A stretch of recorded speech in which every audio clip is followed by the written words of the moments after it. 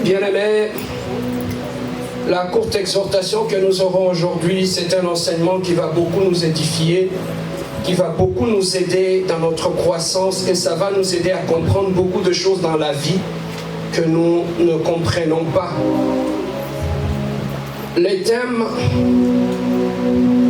que nous allons exploiter aujourd'hui, je l'ai intitulé « Le renouvellement de l'intelligence ».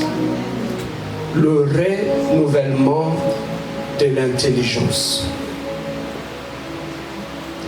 Nous allons prendre rapidement nos Bibles dans le livre de Genèse, chapitre 12.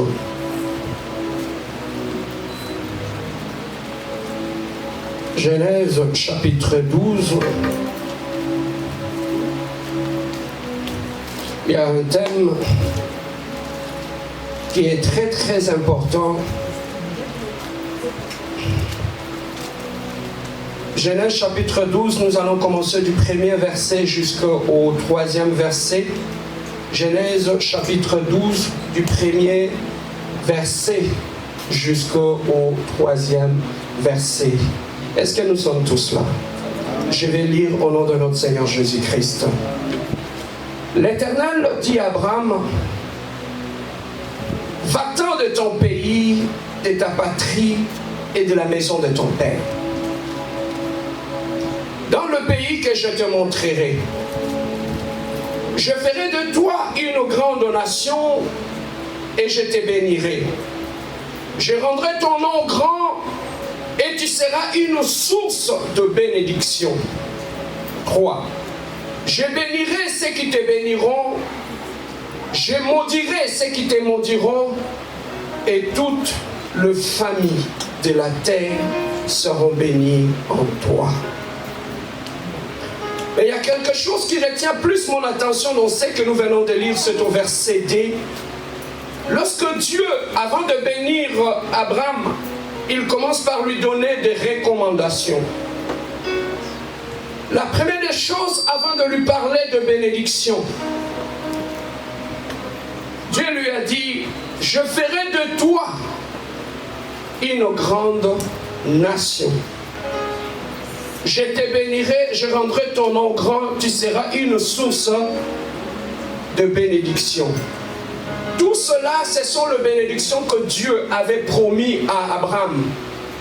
Mais avant que Dieu ne puisse parler en termes de bénédiction, Dieu lui avait posé des conditions. Les conditions sont au verset 1. Lorsque l'Éternel dit à Abraham, la première des choses, va-t'en de ton pays.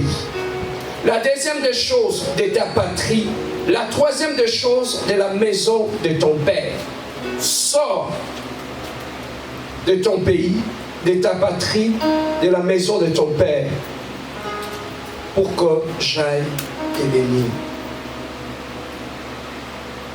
Bien-aimé, Dieu avait commencé avant de bénir Abraham par lui poser des conditions. Dieu n'avait pas béni Abraham en désordre. Il a dit: Abraham, tu es béni, comme c'est que nous voyons aujourd'hui à l'église où on distribue les bénédictions.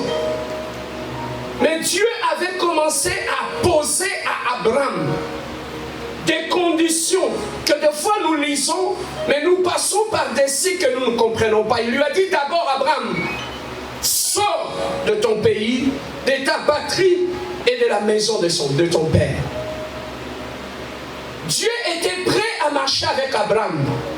Mais pour qu'il puisse marcher avec Abraham, Abraham devait monter au niveau pour comprendre le langage de Dieu.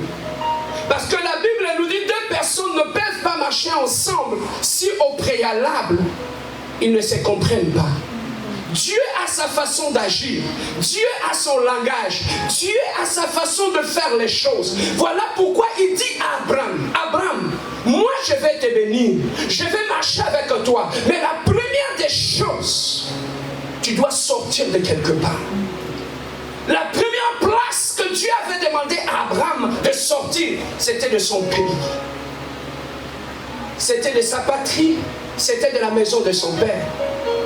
Alors j'étais en train de me poser des questions. Pour que Dieu puisse te bénir, il faudrait nécessairement sortir de ton pays, sortir de la maison de ton père ou de ta patrie. Est-ce que Dieu ne peut pas te bénir dans la maison de ton père? Qu'est-ce qui peut empêcher Dieu de bénir Abraham dans son pays? Qu'est-ce qui pouvait empêcher Dieu de bénir Abraham dans la maison de son père? Il devait être une bénédiction pour les autres. Mais Dieu lui dit, Abraham, avant que je puisse te bénir, tu dois sortir de quelque part. Mais qu'est-ce que Dieu était en train de dire en disant, Abraham, sors de ton pays? C'est que, bien aimé, dans la vie, nous sommes le reflet de trois choses. Tu es le reflet de ce que tu portes dans ton génétique. Tu reproduis les génétiques, ça veut dire que tu reproduis l'héritage génétique que tu as reçu de tes parents. C'est ça qui arrive, que tu parles comme ta mère, tu parles comme ton père. Donc nous reproduisons ce que nous avons reçu de nos parents comme héritage génétique. Tu peux reproduire la même maladie que tes parents, tu peux reproduire la même mentalité que tes parents. Nous sommes le résultat de ce que nous avons hérité d'une façon génétique. Ça, c'est la première des choses. Nous sommes aussi le résultat de l'environnement dans lequel nous avons vécu. Tu reflètes l'environnement dans lequel tu as vécu. Donc, tout ce que tu reçois dans ton entourage, tu le reflètes. La troisième des choses, tu reflètes ce que tu as connu dans ta vie comme expérience. Trois choses. Tu reflètes ce que tu as dans ton génétique. Tu reflètes ce que tu as reçu de l'environnement dans lequel tu as grandi. Et tu reflètes ce que tu as connu dans ta vie, dans ton parcours. C'est ça ce qui fait que tu le reflètes aujourd'hui. Mais Dieu dit à Abraham, aussi longtemps que tu vas t'appuyer sur ton héritage génétique, sur ton passé, sur ce que tu as vécu, il te sera très difficile pour que tu puisses me comprendre. Au fait, qu'est-ce qu'Abraham était en train de dire? Qu'est-ce que Dieu était en train de dire à Abraham? Abraham, sortez de la mentalité de ton pays. C'est que les gens de ton pays, ils ont une façon de voir les choses. Ne soyons pas dans la distraction, bien-aimés. Il était en train de dire à Abraham, Abraham, sors de la mentalité des gens de ton pays. Parce que si tu fonctionnes, tu réagis, tu marches par rapport à la mentalité des gens de ton pays, il te sera très difficile de saisir la vision et la pensée de Dieu. Il a dit à Abraham, sors de la maison de ton père. Parce que là où Abraham avait grandi, il a grandi dans la maison de son père. C'est que lorsqu'il est sorti de la maison de son père, aussi longtemps qu'il ne sortira pas de la maison de son père, il continuera à garder la mentalité. Évitez-moi les déplacements, s'il vous plaît. Il faut, au moment où, bien aimé dans le Seigneur, tu gardes la mentalité de ton pays, il te sera très difficile de saisir la pensée de Dieu. Voilà pourquoi, bien aimé dans le Seigneur, Abraham était en train de parler. Il était en train de comprendre le langage même de Dieu. Et Dieu lui a dit, sors de ta patrie, sors de la maison de ton père, sors de ta nation. C'est que, bien aimé, lorsque nous voulons marcher avec Dieu, nous devons sortir de quelque part. Nous devons sortir d'une certaine mentalité. Si aujourd'hui nous avons du mal à comprendre le langage de Dieu, nous avons du mal à marcher avec Dieu, tout simplement nous sommes liés et limités par tout ce que nous avons reçu comme héritage dans notre vie. Bien aimé, le grand changement dans la vie d'un être humain vient de son intérieur. C'est l'intérieur qui change l'extérieur. Si aujourd'hui dans l'église, nous avons pas mal d'hypocrites dans l'église, c'est parce qu'on a voulu changer l'extérieur avant de changer l'intérieur. C'est l'intérieur qui produit l'extérieur. Même dans ta vie, laissez-moi te dire une chose. Pourquoi beaucoup de gens, leur vie ne change pas? Parce qu'ils mettent beaucoup d'énergie à changer l'extérieur. Lorsque tu as gaspillé trop de l'énergie à changer ton extérieur, tu n'auras pas assez de l'énergie pour changer ton intérieur. Nous sommes tous victimes du regard des autres. Nous sommes tous esclaves du regard des autres. Personne ne peut le nier. Si ça ne dépendait pas du regard des autres, tu n'allais pas t'habiller comme tu es habillé en venant ici. Tu t'es habillé en fonction de ce que les gens vont voir en te regardant. J'ai dit faux? Lorsqu'on s'habille, on ne s'habille pas par rapport à nous-mêmes. On s'habille par rapport au regard des autres. Ce n'est pas une mauvaise chose.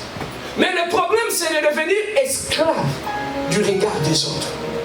Que tout ce que tu fais dans ta vie, tu le fais par rapport au regard des autres. C'est là que l'échec commence dans la vie des enfants de Dieu.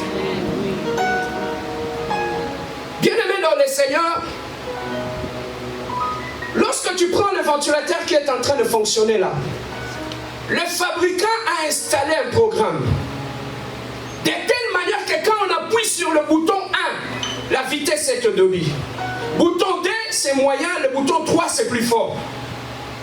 Ça, c'est le programme depuis le constructeur l'avait fabriqué, il avait installé cela. Même quand tu l'amènes aux États-Unis, il va fonctionner pareil.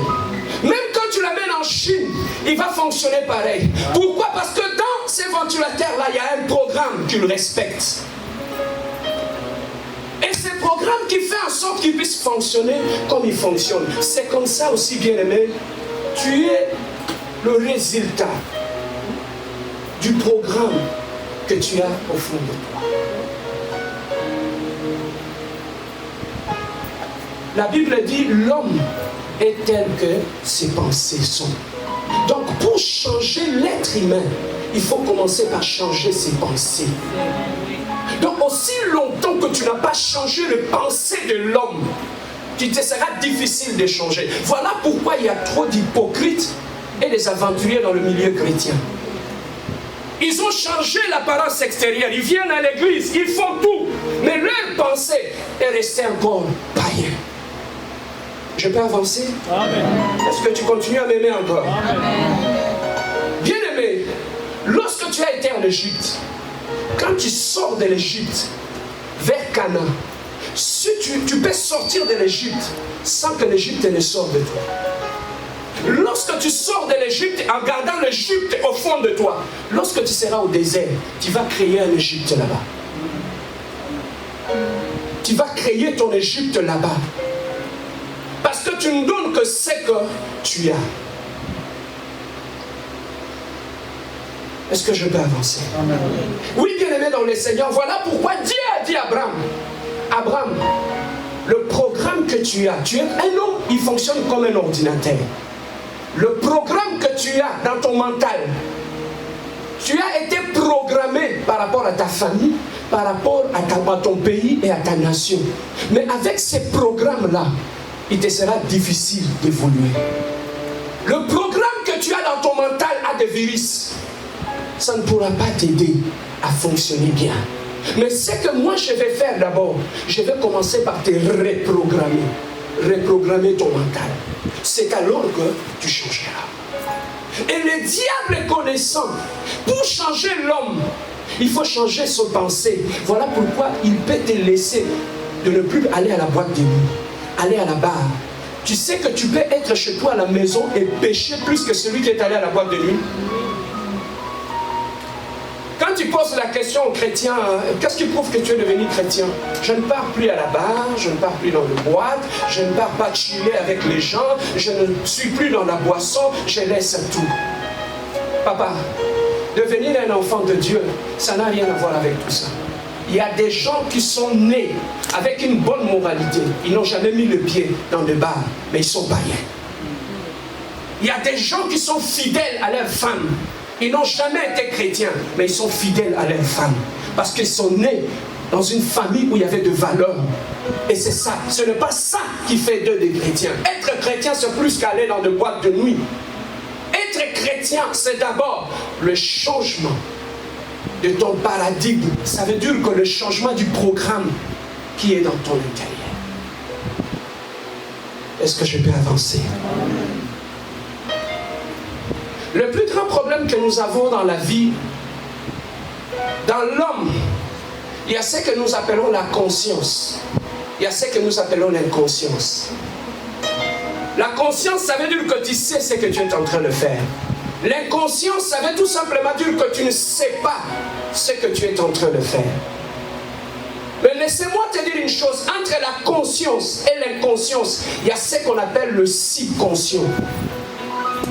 Le subconscient, bien aimé,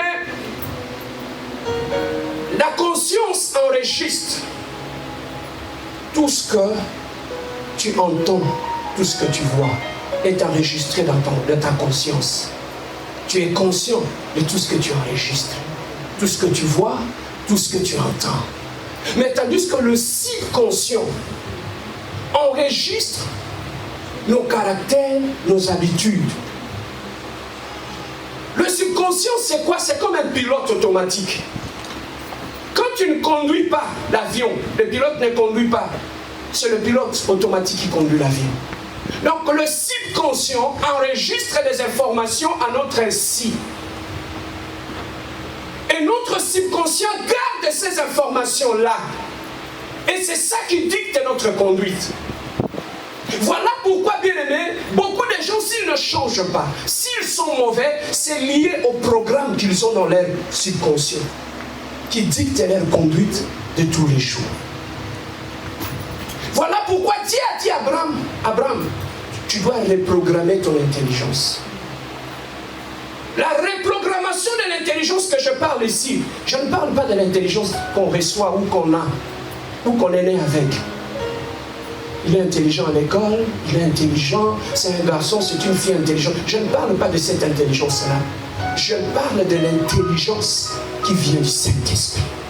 La Bible nous dit, Daniel, il avait un esprit supérieur. Pourquoi? À cause de l'intelligence que le Saint-Esprit a. Vous savez, dans les temps, on nous disait, on n'a pas besoin de l'intelligence quand on vient dans le Seigneur. Il suffirait que tu écoutes la parole, que tu mettes en pratique la prédication, c'est tout. C'est faux. La prédication, même là, pour bien la comprendre, ça prend non seulement le Saint-Esprit, ça prend aussi l'intelligence. Parce que le message, même pour prêcher le message, il faut le structurer. Pour le structurer, tu as besoin de l'intelligence. Donc tout enfant de Dieu a besoin de l'intelligence aussi. Et cette intelligence-là, c'est ça, c'est que Dieu veut que tu puisses renouveler. L'intelligence qui te dicte ce que tu dois faire. L'intelligence qui peut te dicter ce que tu ne peux pas faire. Dans la vie, nous voulons tous être heureux. Qui veut être heureux? Qui veut être heureux? Oh, toi, tu ne veux pas être heureux. Nous voulons tous être heureux. Nous sommes tous chrétiens, n'est-ce pas? Mais pourquoi on a du mal à vivre ce bonheur dans le Seigneur? Pourquoi on a du mal à être heureux? On chante, on adore. Mais quand on rentre chez nous, on est seul, on est le plus malheureux du monde. Je me suis posé la question, nous voulons tous être heureux, même Dieu veut nous voir heureux.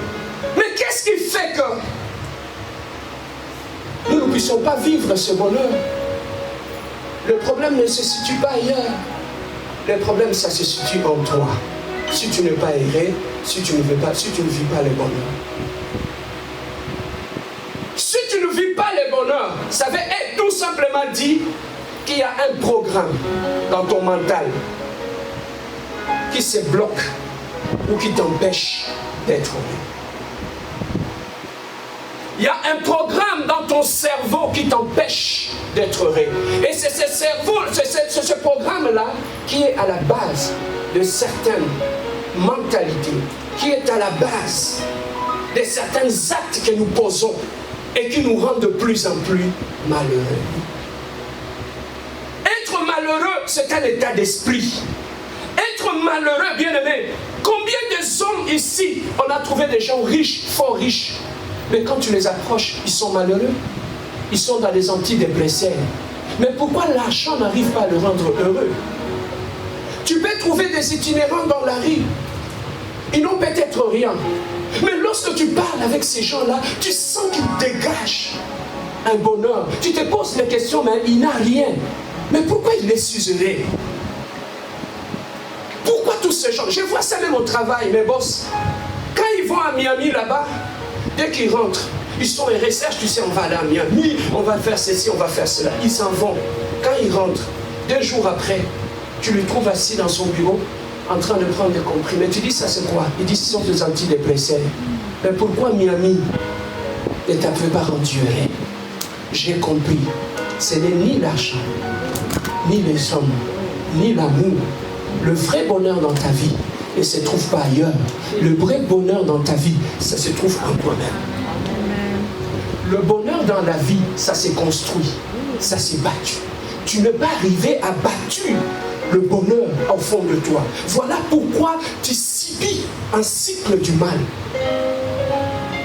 Mais comment nous arrivons à installer ces programmes de malheur qui nous maintiennent dans le malheur dans notre vie? Ce sont nos habitudes. On a adopté des habitudes qui ont fait que toute notre vie, nous demeurons malheureux. Je vais partager avec toi les habitudes dans la vie des hommes qui sont malheureux. Tu vas te retrouver. Bien aimé, la première des choses que nous comprenons dans les actes, dans les habitudes des gens qui sont malheureux dans leur vie. Les gens qui sont malheureux critiquent et jugent tout le temps. Lorsque dans ta vie, tu passes ta vie à critiquer, à juger les gens, tu vas continuer à sombrer et à continuer à rester malheureux toute ta vie. Les gens qui sont malheureux, ce sont des gens qui jugent et qui critiquent tout le temps. On s'est retrouvés, hein? Pourquoi tu me regardes comme ça? Les gens malheureux dans leur vie, tu n'as pas besoin de cure d'âme pour le savoir. Les gens qui sont malheureux, tu les sauras dès que tu entres en contact avec cette personne. Tu vas voir la façon qu'il oriente la conversation. Il va toujours dans le sens de critiquer les autres, juger les autres. Parce que lui-même en lui, il n'y a pas de bonheur. On donne que ce qu'on a. Quand on est malheureux, on donne que le malheur. Alors, les gens malheureux, ce sont des gens, la première des choses. Et même, comme il n'est pas heureux, il se critique lui-même. Il ne croit pas en lui-même, il se critique. Il a tellement vécu dans l'environnement où tout semble être noir dans son avenir. Et il voit aussi du noir partout. Les gens malheureux, c'est comme des gens qui portent des lunettes anti-soleil. Même quand il fait clair, tu vois du noir.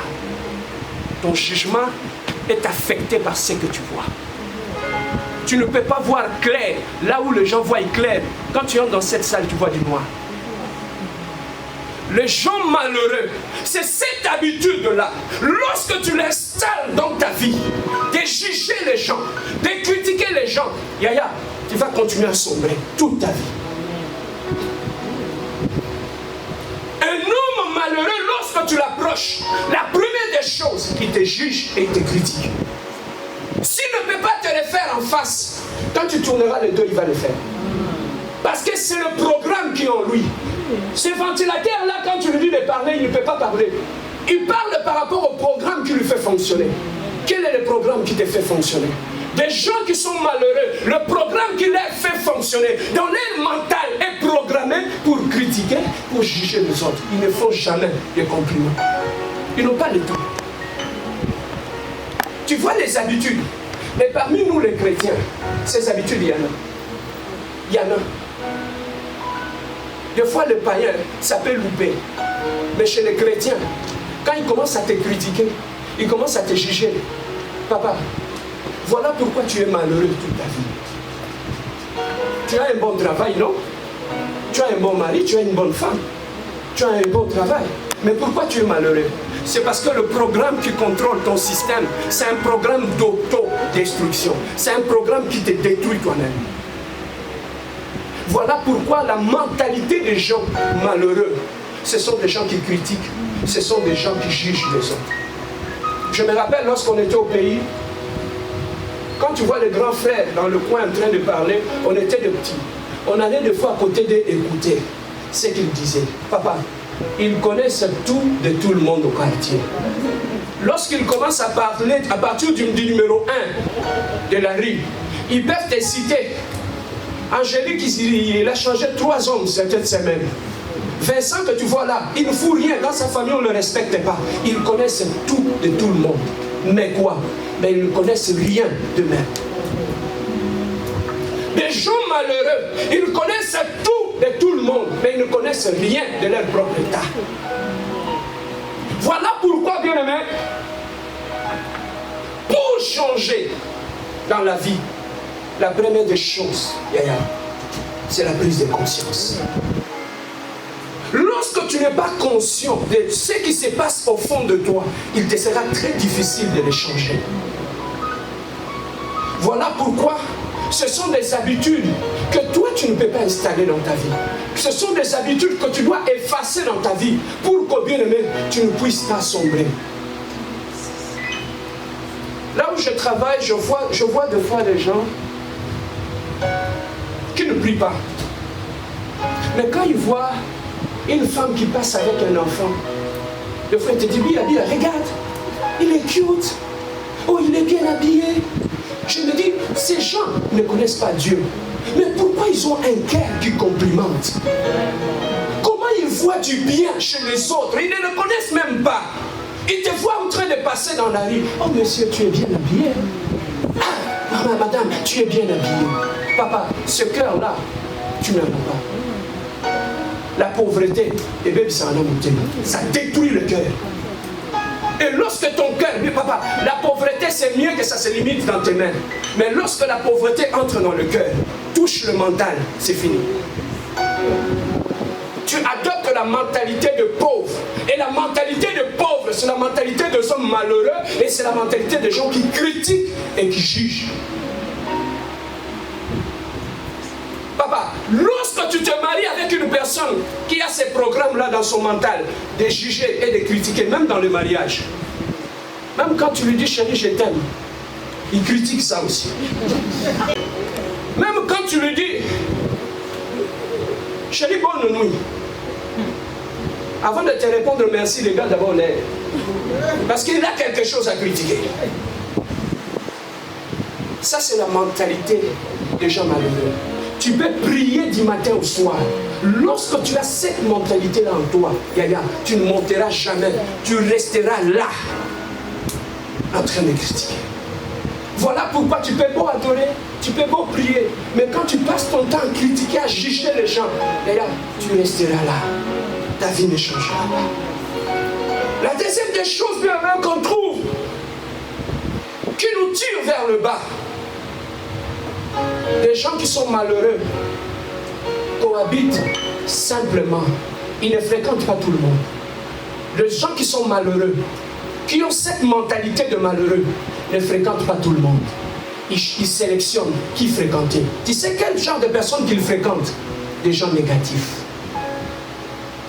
Quelqu'un qui est malheureux, qui a la mentalité d'un malheureux dans sa vie, il ne peut pas fréquenter quelqu'un de positif.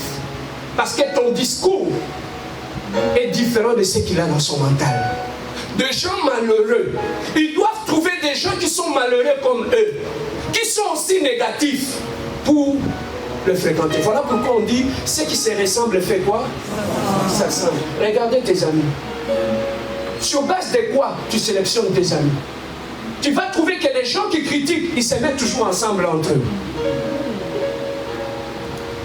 Tu ne peux pas marcher avec quelqu'un qui critique, qui a cette mentalité-là en lui. Pourquoi? Parce que même quand tu lui montres, oh, regarde ce jeune a réussi, hein? Il ne va pas te dire qu'est-ce qu'il a fait pour réussir. Tout ce qu'il te dira à Simbikis, c'est la mentalité. Voilà pourquoi Dieu a dit à Abraham, petit, avant Galapambolo, tu dois quitter certaines mentalités de la maison de ton père. Tu sais, la mentalité, ça peut être aussi dans des familles. Hein? Tu sais, il y a des familles, ils ont la même mentalité. Quand tu les fréquentes, ce sont des gens qui jugent. Ce sont des gens qui critiquent les autres. Il y a des mentalités que tu peux trouver dans des familles. Au moins, la famille Moussoussougo, Songi. C'est leur héritage. Donc, c'est aussi longtemps, bien aimé, tu continues dans ta vie à fréquenter des gens négatifs, tu continueras à être malheureux dans ta vie. Parce qu'une personne qui est malheureuse ne relève pas les autres, il rabaisse pour se sentir mieux. Pour se sentir mieux, il rabaisse. Voilà pourquoi, bien-aimé, tu dois sélectionner ton environnement.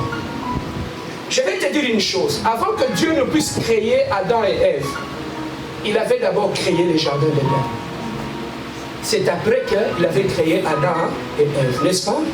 Est-ce que tu sais pourquoi il avait créé d'abord le jardin d'Éden avant de créer Adam et Ève? Parce que Dieu sait que l'homme, la réussite de l'homme dépend aussi de son environnement. L'échec de l'homme dépend aussi de son environnement. Tu sais, il y a beaucoup de gens qui sont courageux, qui sont intelligents, qui sont arrivés ici au Canada, mais ils ont échoué dans leur vie. Pourquoi? Parce que le milieu dans lequel ils sont rentrés, en arrivant ici, ça les a tirés vers le bas. Je peux avancer? Oui, mais il faut qu'on ait du social. Oui, il faut dire quoi? Ourasa. Oui, il faut dire quoi?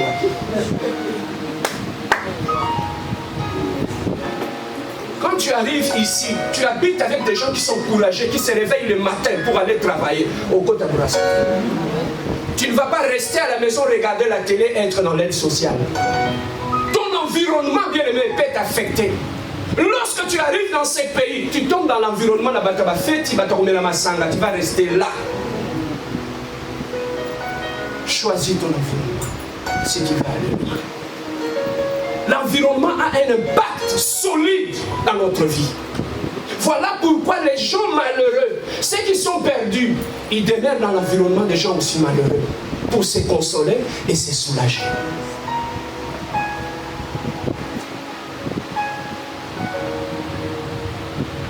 La troisième des choses que nous trouvons auprès des gens qui sont malheureux, les gens qui sont malheureux, ce sont des gens qui parlent trop, mais qui n'agissent pas.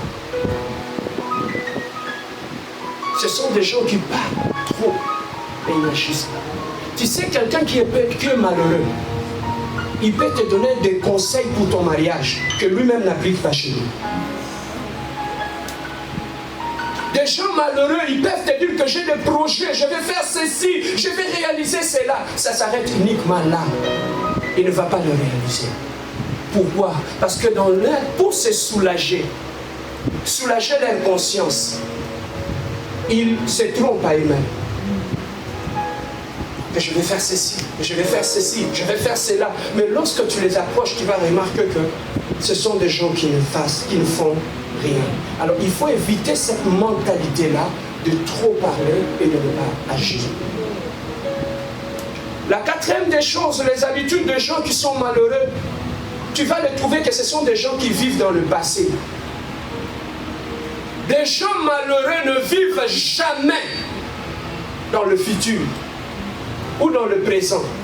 Des gens qui sont malheureux, la mentalité des gens malheureux, ce sont des gens qui vivent dans le passé. Pourquoi? Parce que dans leur subconscient, dans leur programme, dans leur mental est programmé de telle manière qu'ils ne gardent que le mal qu'on lui a fait. Ils ne gardent jamais le bien qu'on lui a fait. Tu vois l'attitude des gens malheureux? Le jour que tu l'avais insulté, le jour que tu lui avais dit quelque chose de mauvais, il peut te dire exactement, même les habits que tu avais portés ce jour. Il peut te dire exactement même les chaussures avec détail que tu avais portées. Les gens malheureux vivent dans le passé. Et quand quelqu'un a une telle mentalité, il est trop difficile de pardonner. C'est ça qui te rend malheureux. Tu vis dans le passé. Lorsque tu vis dans le passé, tu vas manquer de l'énergie pour planifier ton avenir. Lorsque tu vis dans le passé, tu vas manquer de l'imagination pour imaginer ton futur. S'il y a un outil puissant que Dieu a donné à l'être humain, c'est son imagination. L'imagination s'attelle à créer ce qui n'est pas créé avant de le réaliser.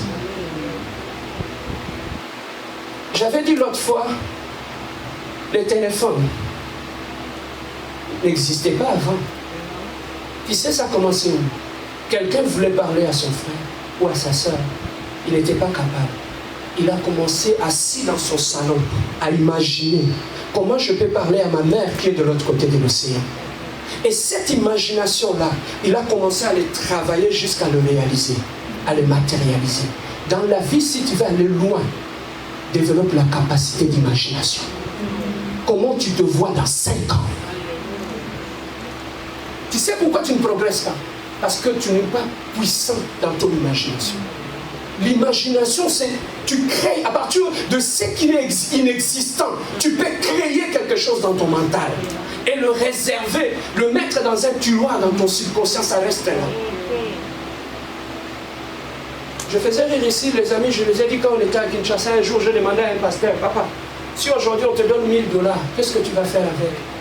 Il me dit, pasteur, je vais à la Mangenga acheter des tam-tams. Il me dit, ah papa, la vie nous a la projeté. Il y a des gens dans la vie qui marchent comme ça sans projet.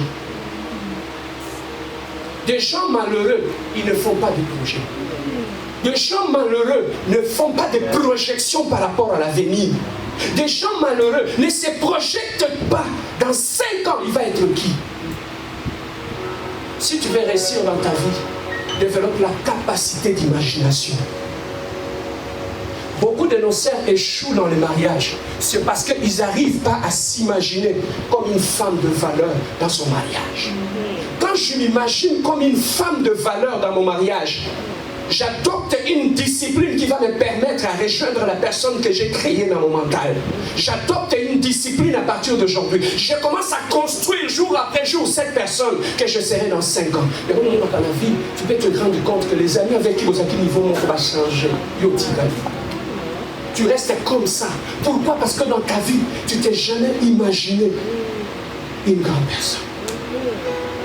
Moi qui te prêche là, je me demande même pourquoi je te prêche ici. J'étais timide.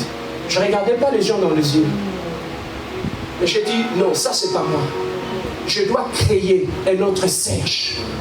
Et c'est Serge-là que je devais créer. Je l'ai imaginé. Un prédicateur, un orateur, un conférencier. J'ai commencé à travailler pour créer ces Serges-là. J'ai commencé à lire, j'ai commencé à écouter des conférenciers, de prédicateurs, jusqu'à ce que je ramassais de bloc par bloc. Je me suis construit bloc par bloc. Yo, tu ne te construis pas.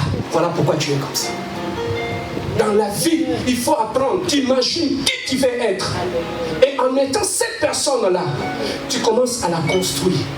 Il faut que tu adaptes une discipline pour construire. On ne devient pas une femme de valeur. Une femme de valeur que tu veux être, il faut la construire en toi. Et pour la construire, il faut aller chercher des valeurs qui sont liées à une femme de valeur. Pour devenir un monsieur qui se respecte dans ta vie, essaye de te faire une projection sur ta vie. Qui tu vas être dans 5 ans? Quel genre de monsieur? Si tu veux être ce monsieur-là, commence à travailler, à construire ce monsieur-là en toi. Lorsque tu vas le construire, c'est alors que tu vas rejoindre cette personne-là. Tu sais pourquoi ta vie ne change pas? L'imagination est une puissance, est une force. Le ventilateur a été créé, quelqu'un avait chaud. Il s'est mis, il a commencé à imaginer quelque chose qui pouvait adoucir la chaleur. Et il est arrivé à réaliser cela. Qu'est-ce que tu as dans ton imagination? Il y a un vide. Voilà pourquoi ta vie est nulle part. Pourquoi vous me regardez comme ça? Est-ce que tu m'aimes encore? Amen, amen. Tu vois comment ta vie va être un échec? Parce que tu ne te vois pas dans le futur.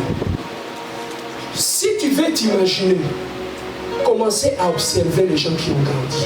Des gens qui sont grands dans la vie. Commencez à voir de grandes prédicatrices. Commencez à voir de grands prédicateurs. Commencez à voir des hommes d'affaires. Commencez à voir des jeunes à 25 ans qui ont battu des richesses. Ils existent. Tu es capable aussi. Mais le problème est que toi, dans ton imagination, tu jeûnes ou tu n'as rien. C'est un désert. Alors que Dieu t'a donné un outil puissant pour changer ta vie. Tu te vois qui dans 5 ans? Tu te vois comment? on échoue même dans nos mariages. Parce que avant de te marier, tu n'as jamais fait une projection sur le mariage que tu veux construire. Quel est le genre de mariage que je vais construire? Le papa, écoutez-moi. Avant de trouver une femme qui va t'aider à réaliser la vision que tu as de ta vie, il faut d'abord que tu saches qu'est-ce que tu veux. Tu saches la vision que tu veux réaliser de ta vie. C'est alors que la personne que tu la choisiras non pas par rapport au regard des autres, mais tu les choisiras par rapport à ce que tu veux réaliser dans ta vie. Je ne peux pas être un grand et épouser une femme qui vit dans la négativité. Il va t'empêcher d'aller loin dans la vie. Mais lorsque tu épouses une femme qui est positive, qui te pousse chaque matin, qui croit en toi, il te dit, papa, même s'il y a des difficultés, mais moi je crois en toi, ton mari. Je sais que tu es un homme intelligent. Je sais que tu es un homme puissant. Je sais que tu es quelqu'un qui brille comme une étoile. Papa, quand ça vient de... Papa, écoute. Quand on dit la nuit porte conseil, tu penses que la nuit parle? Hein? La nuit ne parle pas. Quand on dit que la nuit porte conseil, ça veut dire qu'un homme qui est découragé, lorsqu'il monte sur son lit pour dormir, sa femme le réveille, dit, papa, je crois en toi. Le projet que tu as, moi je suis ta femme.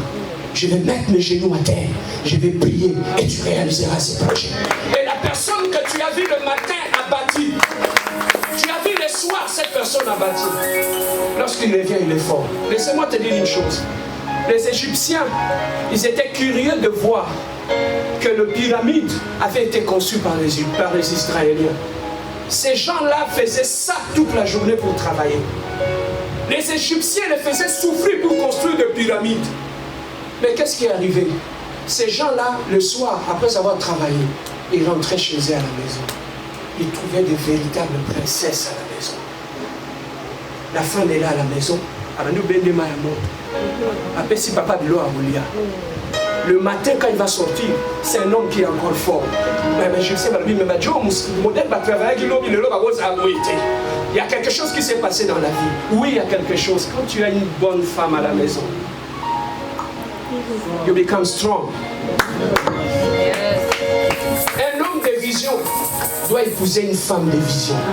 On échoue dans la vie parce que tu ne sais pas qui tu seras et tu épouses une femme qui vient et qui ne sait pas qui tu seras.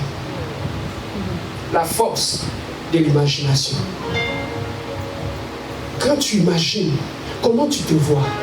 Alors, le malheureux dans la vie, il ne développe pas cette capacité d'imagination en eux. Dieu nous a donné ce que j'aime beaucoup avec notre cerveau. Notre cerveau a la capacité de s'adapter à n'importe quelle situation dans ta vie.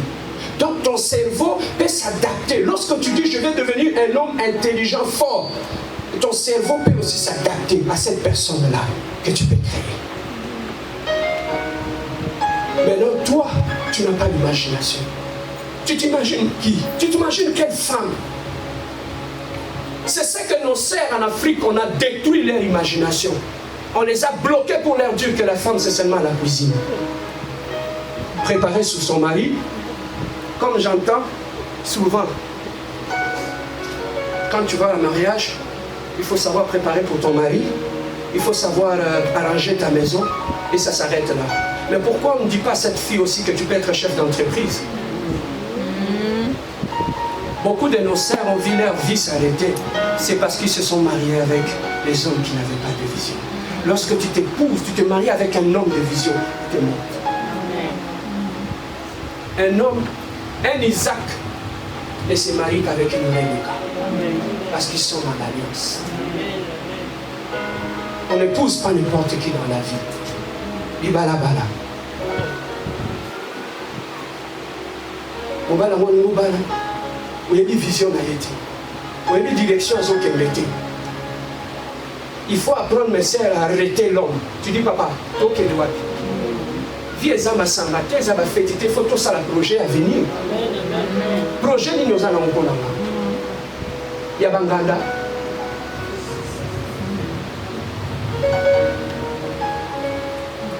C'est ça qui fait que beaucoup de nos sœurs qui sont des femmes de principe, pas au balaté. Pourquoi? Parce qu'ils ont du mal à trouver des hommes de principe. Il y a beaucoup de nos sœurs en tout.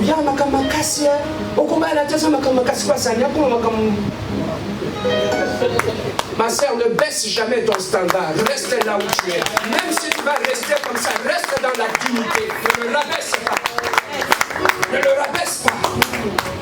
Ne le rabaisse pas. Quand tu te maries avec un homme qui a ces mentalités-là de malheureux, il va te tirer vers le bas. Au sein de l'autre côté de la vie.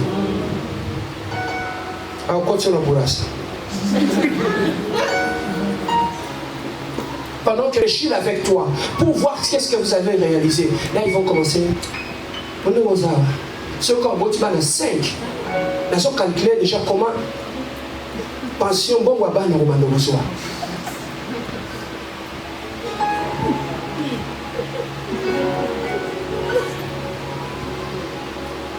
On va dans le milieu où tu es dans l'aide sociale. C'est ça qui fait que tu vas trouver toute la famille, c'est comme une malédiction. Ils sont tous dans l'aide sociale. Maintenant, quand vous restez dans l'aide sociale, vous ne cotisez pas chez les pensions là-bas. Au sein de la mort de la Sainte Catherine.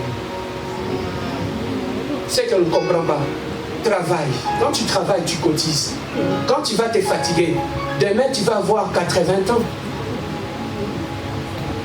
Je me suis posé la question, quand tu vas chez moi vers Anjou là-bas, pourquoi il y a de vieux, il y en a d'autres qui sont bien, qui roulent dans de belles voitures, qui sont bien. Mais il y en a d'autres qui sont dans le Sainte-Catherine en train de demander de l'argent. J'ai compris que les autres ont travaillé, ils ont cotisé. C'est ça que dans leur vieillesse, on leur paye. Mais quand tu restes dans l'aide sociale, tu ne cotises pas et on ne va pas te payer. Voilà comment la mentalité de malheureux. Au moment où tu es l'aide sociale, on s'en va projet.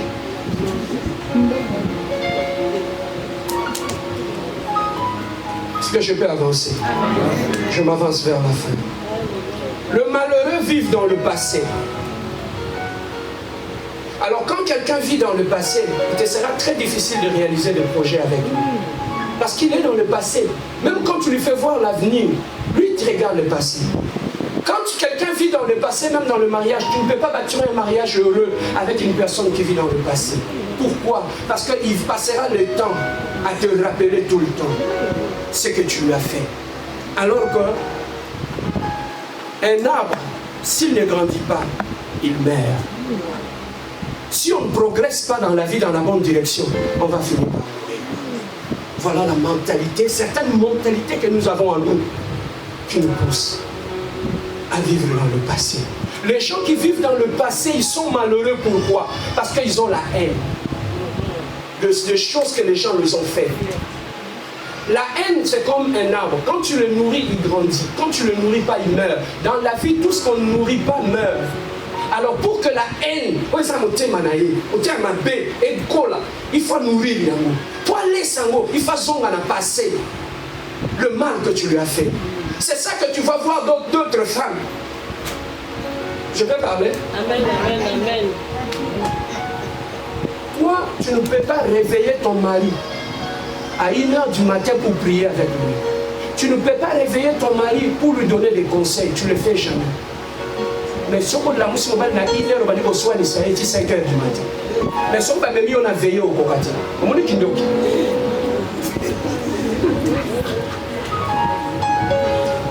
Je suis superviseur au travail. Je vois des fois des gens qui dorment au travail. Quand tu lui dis, hey man, what's wrong with you? Je n'ai pas dormi. Elle m'a chicané confortablement toute la nuit jusqu'au matin. Elle m'a livré cela sur un plateau d'or. Il y a au Tumbatumbi, il y a au Lambalambi, il y a au Itaïti. Il va servir avec un bon foufou. Quand tu te réveilles le matin, on met la café, mais mis sur le couille. Avec des gens comme ça qui vivent dans le passé, on va progresser. Antoine, papa, même vous qui vous mariez, une personne qui vit dans le passé, tu ne peux rien bâtir avec. Il vit encore avec la haine de son ex. Il est marié, l'homme ou la femme est mariée. Tu vis avec la personne, mais il a encore dans son cœur la haine. Il y a ex. Elle peut être dans la joie. Quand on cite seulement le nom de Magloire, Magloire, ce garçon, ce qu'il m'a fait, il fallait rejoindre Magloire.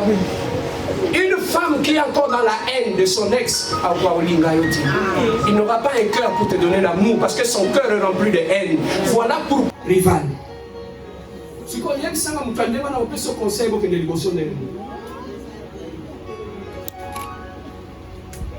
Des gens qui vivent dans le passé, tu ne peux rien construire avec eux. Pendant que tu lui montres l'avenir, lui te montre le passé. Vous irez dans quelle direction? Les gens malheureux, pour terminer, ils envient les autres. Dans la vie, ce que nous faisons, quelqu'un d'autre l'a déjà fait. Si tu veux progresser, va le voir, va l'approcher, pose-lui la question, comment tu as fait pour réussir ici? Mais les gens malheureux ne regardent pas les autres pour apprendre, mais ils regardent les autres pour envier. Ils envient. Lorsque tu as ces choses en toi, Yaya, tu vas rester là. En train d'envier les gens, en train d'envier les mariages d'autrui. Tu vois, le mariage d'autrui est bien. Au lieu d'aller poser la question à la sœur, comment tu fais pour être en paix avec ton mari? Tu envies. Les gens malheureux, ce sont des gens qui passent le temps à envier les autres. Et les gens malheureux, ils peuvent te parler des problèmes des autres, mais ils ne peuvent jamais affronter leurs propres problèmes. Il a des failles, il a des choses qui doivent travailler en lui, mais il a peur de le regarder. Mais il peut regarder les problèmes des autres et te parler avec exactitude. Mais leurs propres problèmes, ils ne peuvent pas le regarder en face pour les changer. Ils fuient leur propre personne. Ils ont du mal à affronter leur propre personne. Les gens malheureux, ce sont des gens qui agissent sous le coup des émotions. N'avez jamais vous entendu quelqu'un, même quand tu lui dis quelque chose, bah si c'est fâche, tu te poses la question, mais je t'ai pas dit ça. Pourquoi tu t'es fâché comme ça? C'est parce qu'en eux, ils accumulent une charge négative de haine. Il suffirait que, pouf, ça s'aligne. Ils sont dans les émotions. Pourquoi? Parce qu'ils sont malheureux. Ils sont dans le mal. C'est ça qui fait que des fois, il suffirait que tu dises quelque chose à quelqu'un pour le briser automatiquement. Pourquoi? Parce qu'au fond de lui, c'est quelqu'un qui est brisé. Les gens qui sont malheureux, ce sont des gens, ils n'acceptent jamais leurs responsabilités. Le problème de leur vie, c'est toujours les autres. Ils n'acceptent jamais ses responsabilités. Ils ne peuvent jamais dire je fais une erreur, je le sais. Mais non, et ils n'acceptent pas. Le problème c'est mon mari, le problème c'est ma femme, le problème c'est ma tante, le problème c'est mon oncle. Jamais il te parlera que je fais des erreurs dans ma vie, j'ai tiré la leçon. Ce sont toujours, ils font payer aux autres ce que eux-mêmes ils ont fait avec eux. Bien-aimés, les gens injustes, les gens malheureux, ils pensent que la vie est injuste par rapport à eux. Si les autres ont réussi, ils voient que la vie est injuste. S'ils ont réussi, c'est parce qu'ils avaient travaillé. Toi, tu ne travailles pas. Voilà pourquoi tu acquises la vie. Alors, toutes les mentalités que je viens de citer ici, si tu les laisses installer dans ta vie, tu continueras à être la femme ou l'homme malheureux dans ta vie.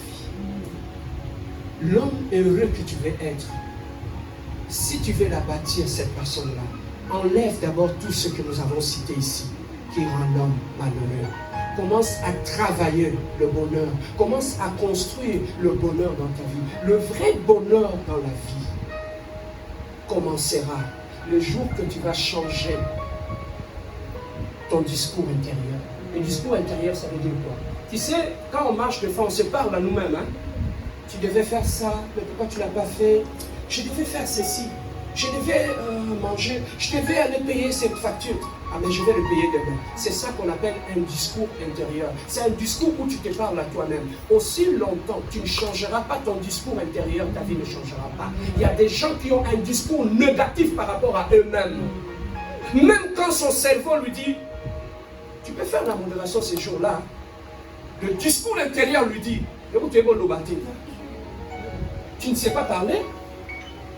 Quand tu vas parler, les gens vont se moquer de toi. C'est ces discours-là. Si tu ne les changes pas, tu seras malheureux toute ta vie. Il faut apprendre à savoir mieux te parler. Je suis grand.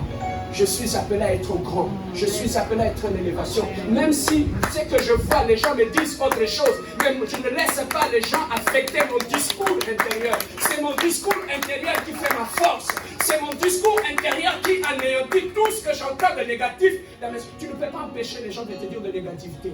Mais lorsque dans ton fort intérieur, tu as un discours positif, solide par rapport à toi-même, il ne pourra pas renverser ce discours intérieur. Oui, mais toi, tu es triste. C'est parce que ton discours intérieur est négatif. Quand tu te parles à toi-même, qu'est-ce que tu t'es dit? Qu'est-ce que tu t'es dit? Quand tu vois Banina Baouzoua, au lieu de dire que moi aussi je réussirai, tu as un petit cabanon dans mon pied. Tu as un petit cabanon dans mon pied. Quand tu entends on prêche sur le mariage, mais si on te la barrage, je vais te remettre dans le souffle. Aussi longtemps tu ne changeras pas ton discours intérieur. Et le discours intérieur peut être affecté par rapport aux déceptions que tu as commises dans ta vie. Ça changeait ton discours intérieur. Tu as commencé à t'auto-détruire. Lorsque tu as un discours intérieur qui est négatif, bien aimé, ça va détruire ton estime de soi. Pourquoi là, tu as dit, on termine un miroir pour le monde. Pourquoi? Parce que ton discours intérieur, la façon que tu te parles à toi-même, est un négatif. Et une personne qui a un discours intérieur négatif, même quand tu lui dis tu es belle, tu es jolie, tu es cute, ce que quand tu as, boum, et qui tient, les discours négatifs l'anéantit sur les champs.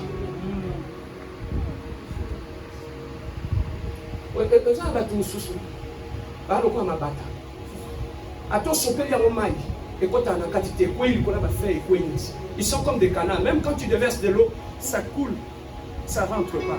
Pourquoi? Parce qu'ils ont tellement gardé le mal en eux. Ça créait comme une sorte de carapace. Même quand on te dit des compliments, et qu'on t'insulte. Même quand tu lui dis que tu l'aimes, tu achètes des fleurs aujourd'hui. Demain matin, il va te dire, yo, c'est la manie, la fille. Même quand tu lui dis, il y a un moment où il va te soucier. Même je t'aime, il m'a amené au côté. Les Dieu.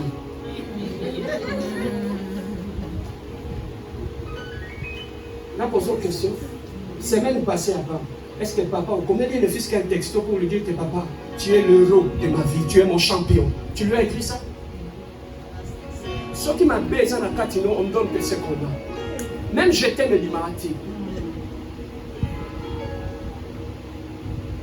Que je continue? Non, on s'arrête là. Est-ce que quelqu'un a été béni aujourd'hui? Change ton discours. Ça changera ton mental et ça alimentera ton imagination. Lève-toi là où tu es, nous avons fini.